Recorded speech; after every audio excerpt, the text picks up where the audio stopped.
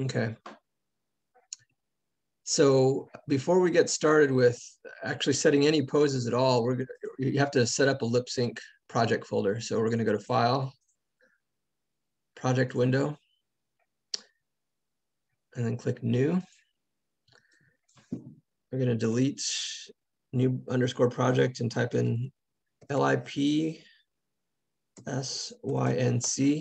no space, capital L, capital S, and make sure that it's pointing to the correct folder for you. If you're at the school computers in the lab, you probably want to have it point to your portable hard drive, because I'm sure you guys have your labs, they wipe the disks every so often, so you don't want to lose your stuff.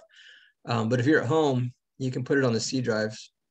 So yeah, Documents, Maya, Projects, and then it's going to be under LipSync is your new project. I've already created one, so I'm not going to accept it, but you can go ahead and accept it if you haven't done that. Just a quick review of this character. Did you guys were you able to watch the video that I sent out before for last Wednesday? Yep. Good. Speaking of that, I wanted to let you guys know that I actually have Wednesday evenings free. So Abby was I don't mean to put you on the spot, Abby, but Abby was wanting to do a Zoom meeting this last Wednesday. And I was thinking if there's anybody else that wants to do that on a regular basis, it's not going to be official. It's just going to kind of like be an open tutoring session. I'll just do it on a regular basis. So whoever's available can come. And then of course I'll record the session and then send it out to you guys. And some of you might work, or if there's a better time that we can find for most people, I'd rather have another meeting time that will give us just more face-to-face time. So I guess I'm asking, does that work for everybody, or do you guys, what are your schedules like? What time? I think we met at 7:30 your time, and we can adjust the time depending on, you know, what works with your schedules.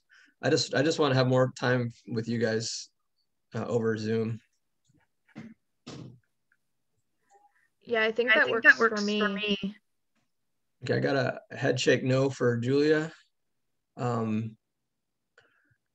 about this? Why don't you guys send me an email with the best times, you know, start Monday, and it can even be on a Saturday, Monday through Saturday. Just let me know. And if it's not, of course, my schedule is pretty tight. Mondays and Wednesdays in the afternoons, mornings and afternoons, I'm teaching, but just look at your schedules and send me the times that would work best for you. And we'll see if we can come up with a meeting time that works best. But for now, I'll just go ahead and say that I'll look at what you guys send, and then I'll let you guys know. I'll send you an email with the updates. All right, so watching the video, you should have seen that there's a gear at the bottom of the rig. It's called Options Con. And this character, it would be nice if there were more options, but it's kind of nice if there aren't also, because the more options there are, the heavier this rig would be. So you can see I turned off her glasses, and you might want to do this even if you want to have glasses on your character. You probably want to turn them off as you're as you're posing the character, because they kind of get in the way. But to turn off the glasses, you can see there's a glasses off on. There's also hairstyle, and there's only really two options. She's got a ponytail here, or you can switch it to default, which is a headband, and she still has a ponytail, but she has these kind of scraggly hair behind her. It looks like there's other options. The other ones really aren't options. It's just turning off her hair. Or turning off her legs, which isn't really useful. So, oh, there's one more option that I forgot to show, and I think I showed that in the video that I made. You can play with her age,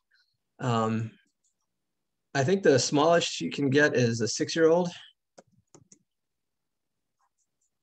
I don't think if you put 5, it doesn't change. And the oldest you can make her is 18. So they scaled her and they kind of filled her out a little bit, but her hands, this isn't really 18-year-old proportion. She's still a cartoon. So she still looks like a tween here or something. She's pretty small. But anyways, so you can pick your age. I think I said 12, whatever. And you can do the same thing with the boy. These are all the same controls because it's the exact same rig. They just put hair on this character for a girl look. And anyway, so that's the rig. I also mentioned that you want to save. So does anyone need me to review the setting up the controls for selecting? So hopefully you guys created an all button, but like I mentioned in the video, I recently learned, and this might be a new feature in Maya, but when you right click on, let me turn off the geometry. So I have three layers.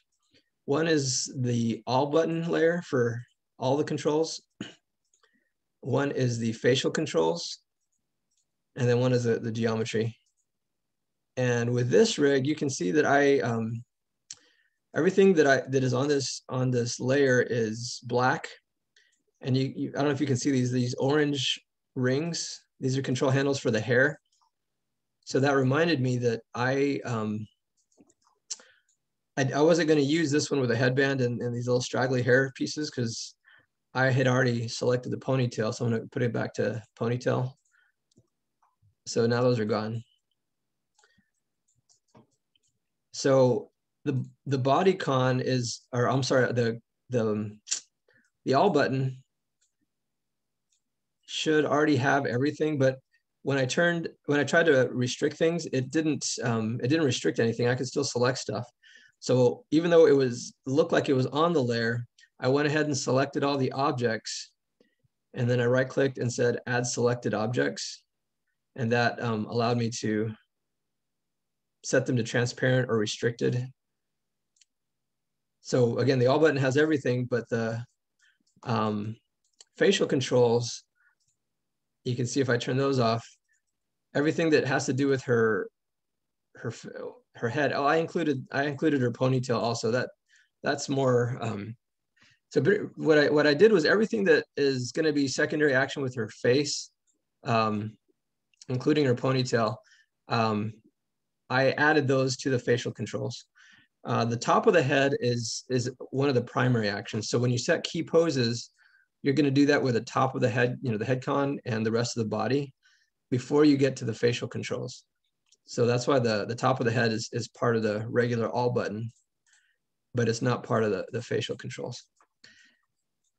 Anyways, this should be hopefully a much faster way to, it's not really creating an all button, but it basically does the same thing. So again, what I learned was that you can right click on facial controls and say select objects, and everything that's on that layer is selected, and then you can key it. So again, speaking of key, I put the top of the head control. I'm sorry? Sorry, can you hear me? Yeah, what did you say, Abby? You broke up. I put the top of the head control in the facial control. Yeah, you want to have that. Well, it looks like I did too. I thought I didn't. No, I didn't. Okay. As long as the main thing that I want you to remember in this, in setting this as part of the body con, is when you're posing out your character for your key poses, you want to pose out the head as well. You're not going to animate the face yet. When the first step in animating a lip sync is animating the full body first, getting the key poses, just like we've been doing with the walk cycle and parkour. We're just ignoring the face for now. And once we get the body working really well, then we can eventually add the face. But that head has to be part of those key poses and breakdown poses. So make sure that you do that with the head as well. And then for starting our animation, like we've done in the past, We're going to start at frame 100. I'll put 450 for now. And I'm going to right click and say select objects. So everything in my body control is going to be selected. And I'm going to hit S to key it at 100. I'm going to hold down the Alt and hit the greater than sign so it moves to 101. Then I'm going to hit S again. So I've keyed it at 100 for my safety frame and at 101 for my actual animation. Once I've done that, I'm going to take it off of frame 100. So you never want to show that to your audience. We're going to start posing it so then we don't have to see this T-pose at frame 101 either. So that is, we're going to, and it's basically the same thing that we've been doing. You're going to look at video reference and choose your key poses. But the other thing I needed to show you guys is how to import a sound file, which is pretty straightforward. You go to File, Import, and then we're going to go down to, so I'm in my thesis. I need to get out of my thesis project. I need to go to LipSync folder that I just created. And then you have to drop in your sound file in the sound folder. So project LipSync sound. Oh, you know what? I forgot to, I don't know if this is all, we'll try it. I forgot to, yeah. All right, so that was my mistake. So anyways, you just say file, import, and then select your file and say import. The reason it's not importing is because Maya is very particular about the kind of sound files that you can bring in. It only wants to bring in WAV files. So if you have Audacity or what is it called? Adobe Audition, even Premiere, I think After Effects will do it as well. So you bring it into your editing software, like if it's a YouTube video, and then you just, I'm used to using Premiere. So you just make sure that you're exporting an audio file that's a WAV file, W-A-V. And let me find a different file because I do have WAV files, and I want to show you guys how to do this part of it. So I have some other file in my thesis folder. I do have some WAV files. So I'm going to go to my thesis folder. Sound, yeah.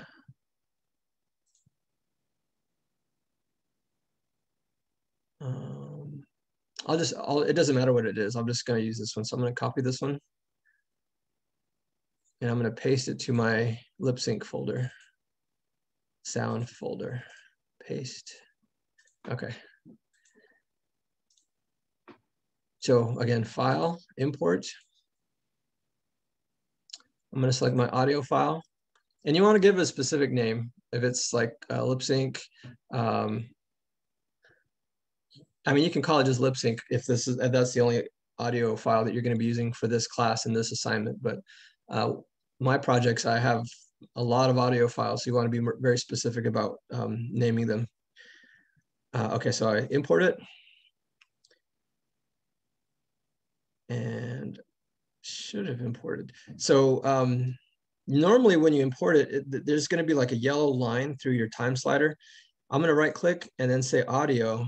Like I hover over audio, and you can see that there's off, use track sounds, and then there's SC1 audio. That's the one I imported. And I'm going to click on the options button, and you can see that it's actually in here, but I have it set to offset it all the way down to frame 1551, because I have a 10-minute project. So we want to bring it way down to 101 where our animation is going to be. All right, so here's my audio, and I don't want to blow your ears out. Let me check my audio. enthusiasts believe it was alien. Can you hear that? They believe it was alien. Of course, speculate it was the wind. Okay. So that's where my audio actually starts, right at 101. UFO enthusiasts believe it was alien. But you don't want to start your animation. Let me say this again. We're starting our animation at frame 101, but we need to give the audience enough time. When they hit play for our animations, we don't want to go right into from frame 101 talking or moving the body. We need to give the audience at least 24 frames. I say 25 frames because it's easier to do the math that way. Give them at least 25 frames before you start moving your character, just to, you're going to have your character in your first pose, but it's not going to be moving back and forth out of that pose for the first few frames or 24 frames. So I would select my character. Oops, I'm going to use my all button, my body cons button, because you can see that I made a marquee around everything. Oh, I think it's because my facial cons. So it wasn't selecting my eye controls. So anyways, so I'm going to right click and say select objects. At 101, I have that keyed. And I would pose this out at 101, and then I'm going to go down to frame 125. And that's where, so from 101 to 125, I'm basically holding that first pose just to give my audience time to register what's happening. That also means I don't want to start my lip sync right at 101. So I'm going to change that as well. So audio, go back to the specific audio file that you've imported, and you click on the options. So, oh, what happened? Let me try that again. I think because I had my character selected or something, it switched. Okay, so from 101, I'm going to change that to 125. And now you can see my audio. If I hit play, UFO enthusiasts, it gives me at least a second for the audience to register what's going on. And we're going to do the same thing at the end.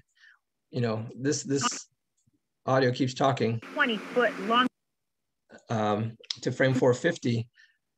So if that was the end of my animation, I'm sorry, my dialogue, I would give it another 25 seconds at the end, so that you can, so again, the audience, it's not just gonna cut on your action, but you're gonna give the audience time to digest what they've seen. So that's working in LipSync. Again, that's even before we're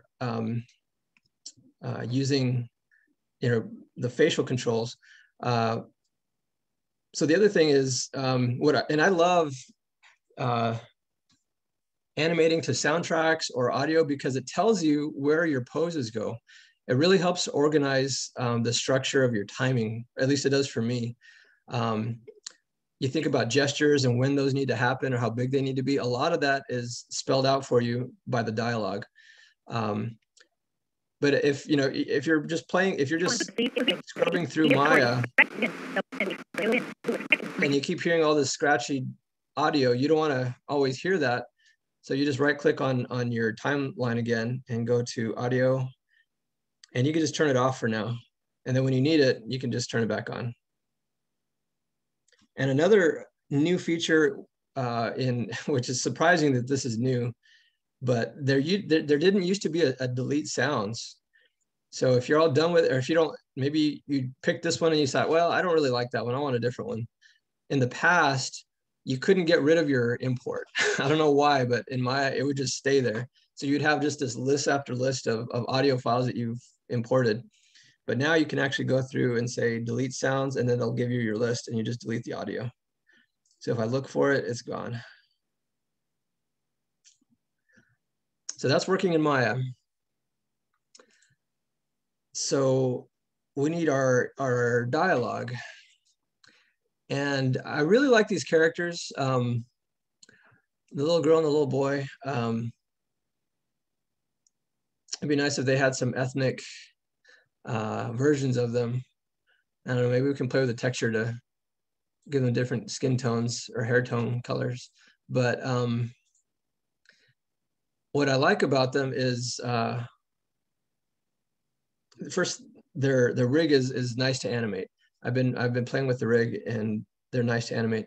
But the other thing is, I really like genuine dialogue. This is, one thing I don't like is having adults record as if they are children. About the only exception is maybe Bart Simpson. That lady does a really good job of playing a little teenage kid. But a lot of, if you listen to the Disney, especially even the old Disney animations, they almost always use little kids when they need a little kid voice, or an old man when they need an old man voice, and it just feels so genuine. If you think of Bambi, all those little characters, Thumper and Bambi, I mean, they one of the things we love so much about Bambi is it really brings us into a little child's experience, because it's actually a little child's voice. And maybe the actors weren't as professional as they could be because they're little kids, but yeah. So use genuine dialogue where you can. And so this project, I had a hard time deciding what I wanted you guys to actually animate. I wanted to give you guys options. In the past, I've just had the students animate, "Hello, how are you?" And it's very short, very simple. And then I would sometimes have them animate, "Fine, thank you," as a response. But I also wanted the students to make it their own. So maybe it's a sarcastic "Hello, how are you?" or maybe it's timid or whatever. So what I decided to do this time, I'm doing it a little different this time, and I think this is going to come out even better. I typed in, "When I grow up, I want to be," and so this is in YouTube, and I'm going to play these. There's a bunch of little kids, and this is in a classroom, and they have little drawings that they did. And if you want to do that, you can include a drawing, like your little character has done a drawing of what they want to be, like an astronaut or something. So I'm just going to play these for a little bit, give you an idea of what we're going to be working with. Children ages 4 to 8 draw pictures as they answer the question, "What do you want to be when you grow up?" They're sitting at a Is the audio good? desk as their original drawings are shown in the background. Any thumbs up for audio? All right, good, thanks. I want to be an astronaut when I grow up. I want to be an artist and a doctor once I grow up. I want to be a ballerina. A pirate. I want to be a basketball player. So already, I mean, this kid talks with a lisp, and you could build that into your character, and all of a sudden it just makes it so much more fun. You can put a little crayon in his hand.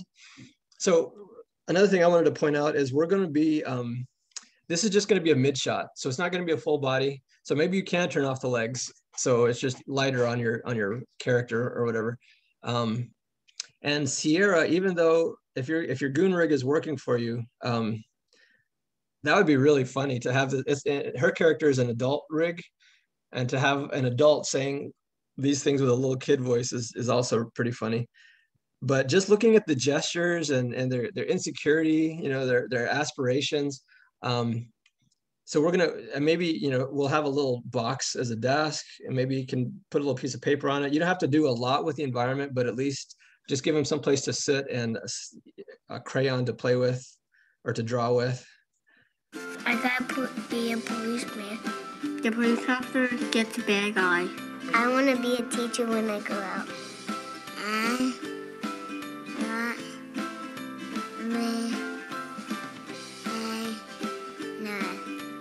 And this one was really interesting.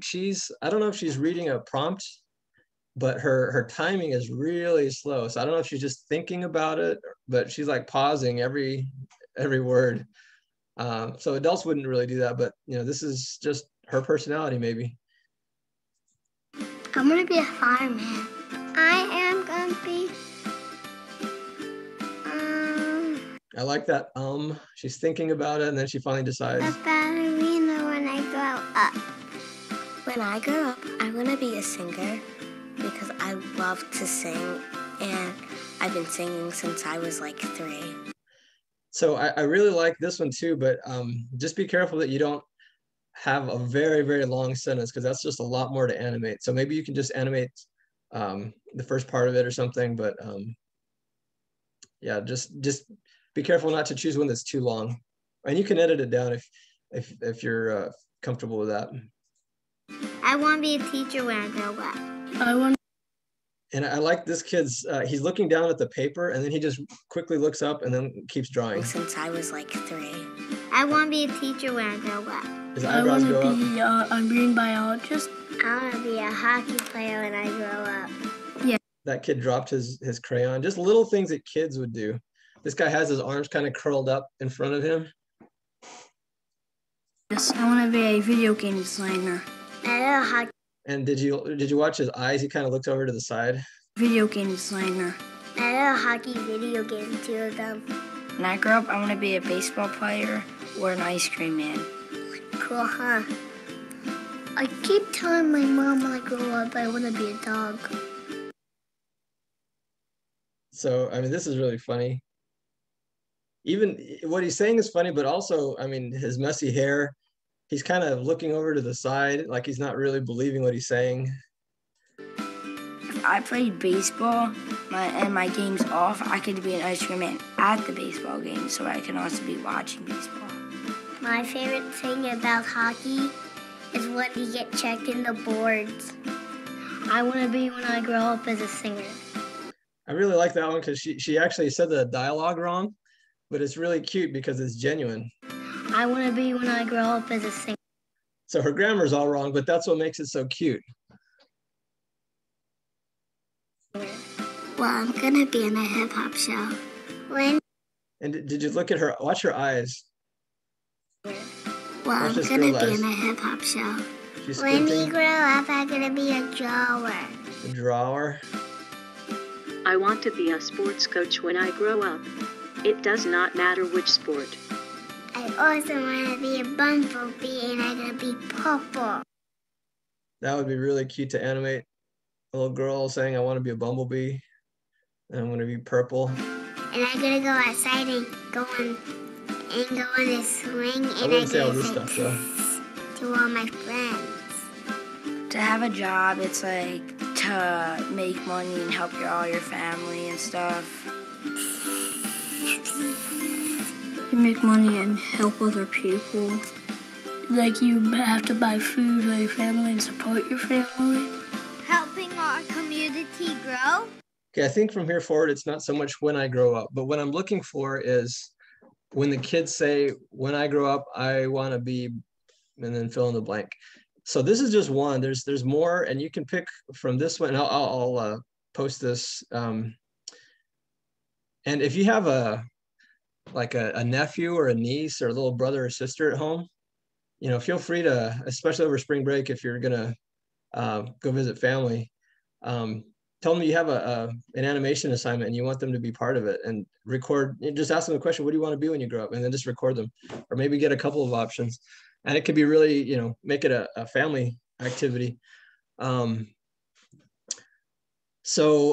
you guys know how to take an audio file from a YouTube video? No. Okay,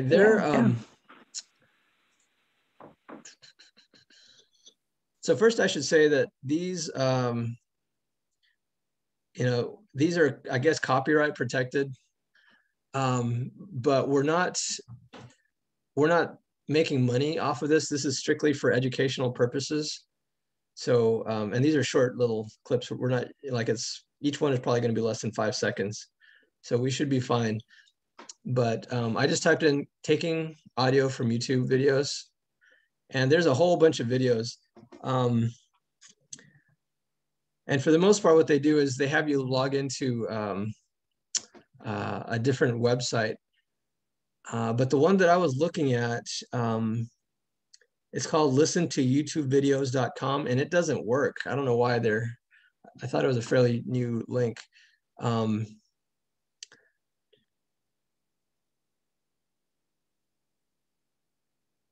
but there's one that I've used in the past, and I need to look that one up again because I can't remember. It's something similar to www.youtube.com, but it like leaves some letters out or something. But I'll have to look for that because I wasn't able to find it before class. Anyways, so we'll get back to that. But for now, what I want you guys to do is not at this moment, but what I want you to focus on is which one of these kids you want to animate saying their "when I grow up" line. Draw pictures as they answer the question, what do you want? Or go to one. There's another one. Next, go when to I grow up. Format window with high-speed mode. You Want to be when you grow Sorry, I up? have a They're couple- sitting. YouTube Hold on. video with original quality. The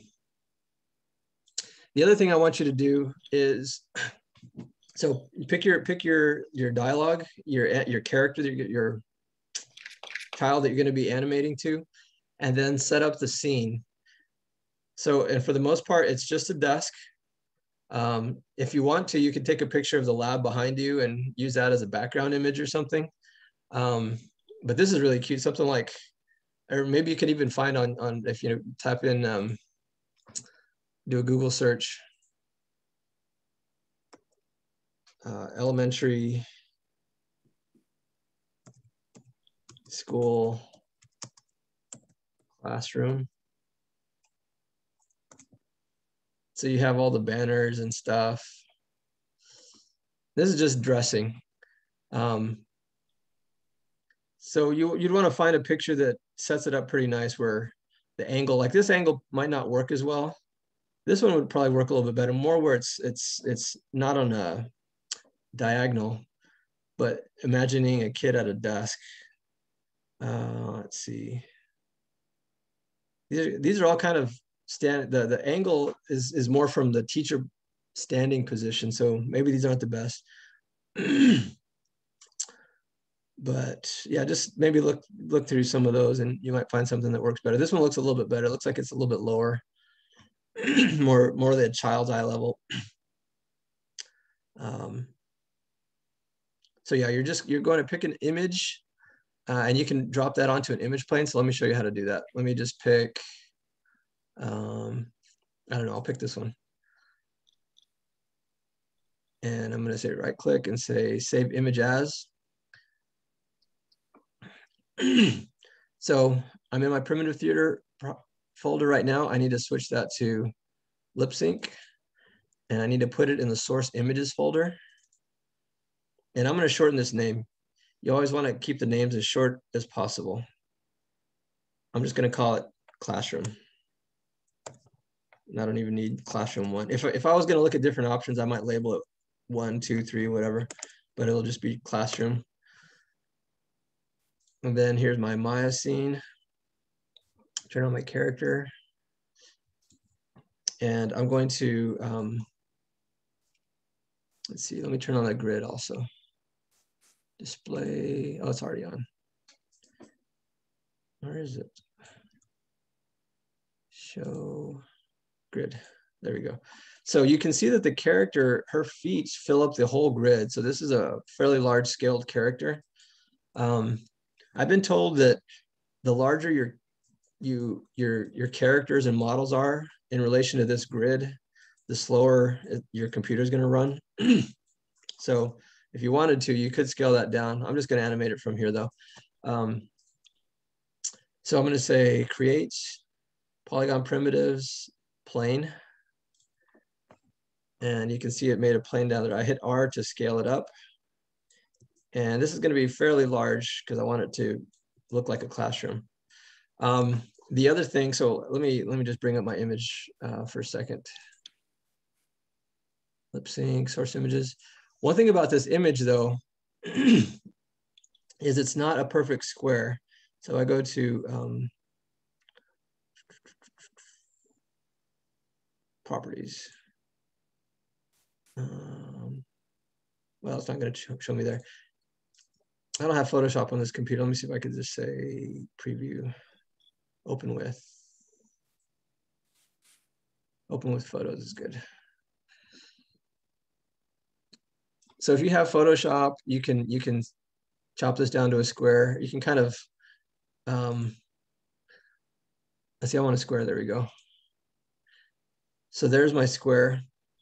And the reason we want to change this, so you guys have already had, this is your second or third class of Maya, right? When you're bringing in an image as a texture map, it's going to come in as the exact same, not the same aspect ratio, but it's just going to take this image that you have and it's going to conform it to what you have in Maya. So let me, sorry, I'm going to save this, or I'm saving copy.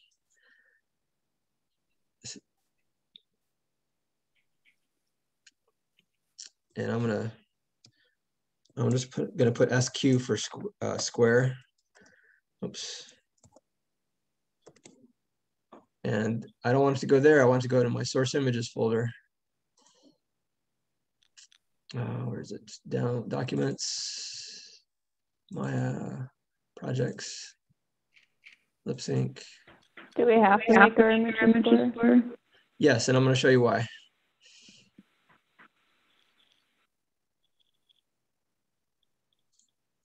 Okay, so here's my classroom. Here's my classroom SQ. So in Maya, I'm going to rotate this image so it's the right size for, or the right orientation for my character. I'll push it back, pull it up, and I'm going to just call this, I'm going to give it a name. I'll call it background underscore GEO. And I'll probably freeze transformation. Yeah, I'll go ahead and modify freeze transformation so it's clean. I'll delete its history. Okay. So then I'm going to assign it a material. Right click and hold. I go down to assign new material. I'm just going to pick a Lambert. And then I go to that Lambert 14. And I'm going to rename it. I'm going to call it class underscore T or SHDR. SHDR stands for shader.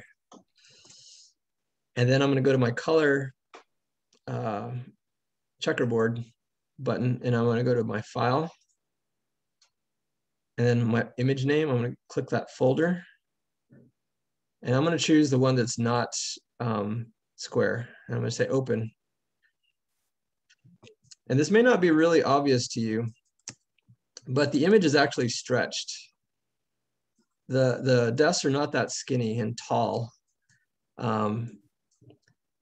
So if I switch that, I'm just going to type in here underscore SQ. You can see the difference. This is the unstretched one, and then that's the stretched one. So, or I guess it's squashed. And it may not seem like a big deal for you, but I've seen too many students where they put a background image in their project, and then the scale was wrong, or it was stretched, or the angle was wrong, and it ends up distracting from their animation.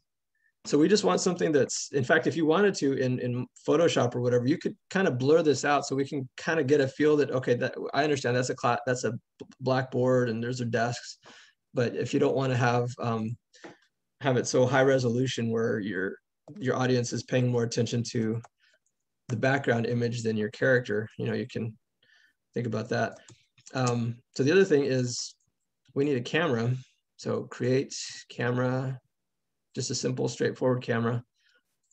Like we've been doing, I'm going to go to layouts, 3-pane split top. Or no, yeah, 3-pane split top. And then I'm going to make this bottom panel my graph editor. I'll keep this my perspective. And then I still have my camera selected. I'm going to say panels, look through selected. And if you hold down Alt and zoom out, it'll pose your camera for you, or it'll update. And one thing, since this character is so huge and my camera is tiny, I'm going to scale my camera up so it's at least easy to see to 50. I don't see my background. So in my camera view, I have to hit 6 so I can see. And I'm gonna zoom my camera in enough so that maybe I'll make my background bigger too. Again, this is a mid shot. So we're gonna have a little desk and a crayon for the student to be sitting at, and maybe a piece of paper. So how'd you make a new camera? You go to create, and then cameras, and then just pick the very first camera. Create cameras, camera. So that's pretty good. I'm gonna keep this camera and I'm gonna lock it so I don't mess it up. So I like this position for now. Maybe it doesn't have to be perfectly centered on the character, but you know, use your reference to help you determine where your camera is gonna be. I'm gonna select the attributes and then I'm gonna lock my camera. So I'm not gonna accidentally move it. And if I wanted to change it later, I can just go unlock selected. So back to my Maya scene. So just a simple desk. All you're gonna do is say create polygon primitive box or sphere, or I'm sorry, cube. I couldn't remember what it's called. And I'm gonna scale this up and scale it just to, it doesn't have to be a perfect desk. I'm just, you know, there's no point in putting legs or a little place to pocket to put your books and stuff. All you need is a little desk for her to sit at. And maybe that's too big. Let's see. Maybe I'll scale it a little bit in the X. And you probably want to just add some kind of color to it. I mean, maybe a wood texture if you wanted to, but I'm just going to assign a new material. And maybe I'll make it a little bit shiny so it'll be like a polished desk or something. Blend 14. I'm going to call it desk underscore SHDR. Oops. So that's shader. And instead of, I mean, like I said, I could assign a wood material like a desk. I'm just going to give it a color. So it's kind of a tannish desk.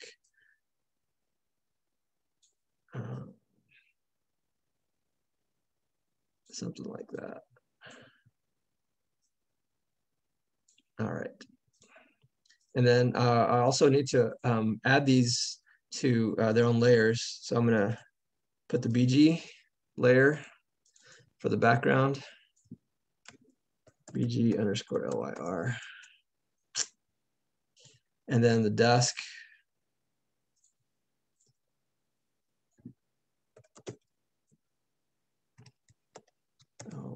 I also need to name the desk. So in the channel box, desk underscore geo. And then if I'm happy where it's positioned, I'm gonna go ahead and freeze transformations, or yeah, modify freeze transformations, and then delete its history.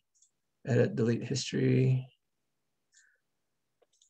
And there's my desk. So yeah, go back to the background, and I probably need to scale it, maybe move it closer too. So pull it forward. And even just doing that, you don't want to see the edge of your background. So just pull it forward enough so that when you're in full view of your camera, you're not going to see the edges. Yeah, see how these desks are kind of shiny? So maybe it's a blend shader, and they're probably made out of wood. I could have rounded the corners, but I'm not too concerned about that. If you wanted to round your corners a little bit, you can add more geometry. Anyway, so I'm just setting up my scene. The other thing is most of those kids had a crayon. So just create polygon cylinder, hit F. Oh, let me see where I'm at. Yeah, so pull this up.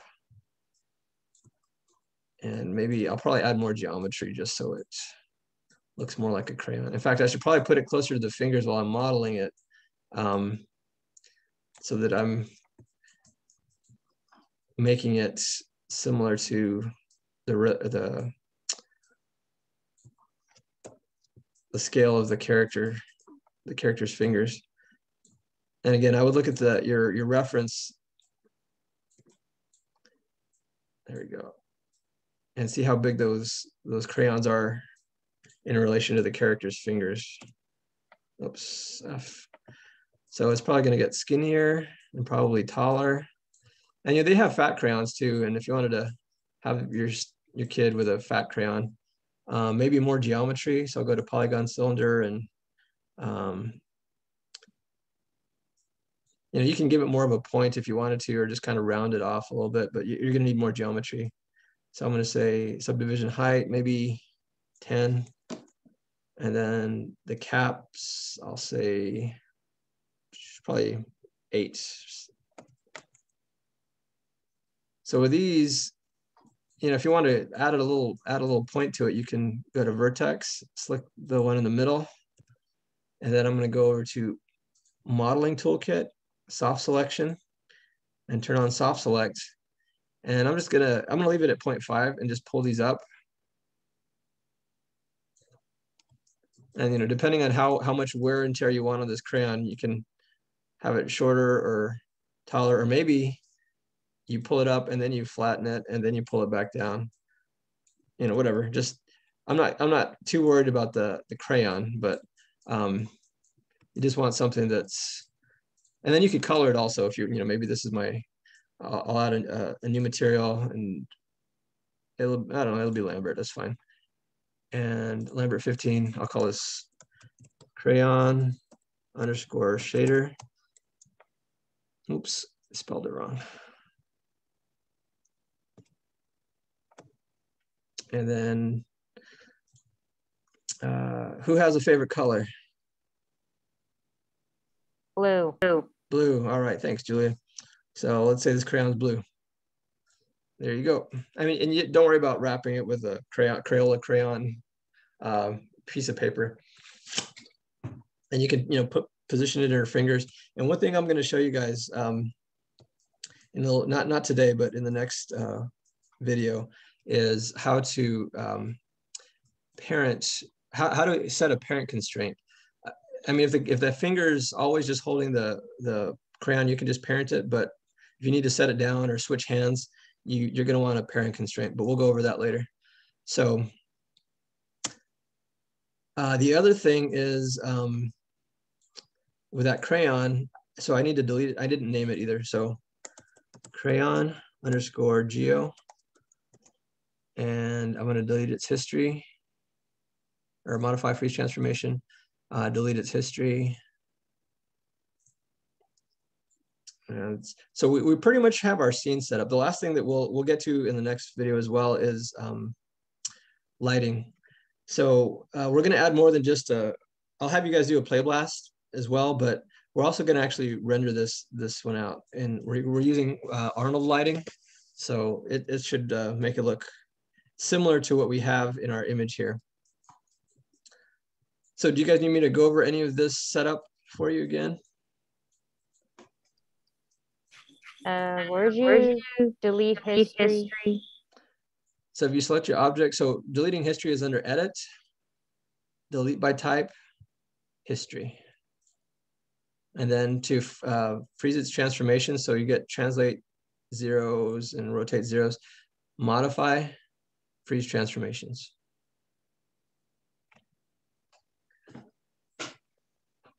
And another thing I haven't really thought about is she's standing, and I want her to be sitting, because most of those kids are probably sitting. So you probably want to pose your character sitting like the little kid, and these are kid desks, so her feet can probably touch the floor pretty comfortably. And then just lower the desk. Once you find where she is sitting, then you just lower the desk, and then you probably lower the camera too. So I need to unlock my camera, and then pull it down, hit W, drag it down so that I don't know if it'd be that low, maybe at waist height when she's standing, and then when she's sitting, it's a little bit higher. So yeah, she's going to be sitting, and then that's going to get her into that camera view, her face. So I'm not going to call this girl. Oops, let me lock my camera again. Lock selected.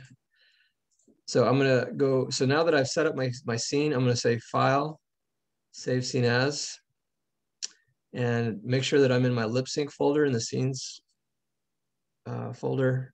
I'm going to call this LipSync underscore, oh, I'm sorry. I always forget. First initial, last name, underscore LipSync underscore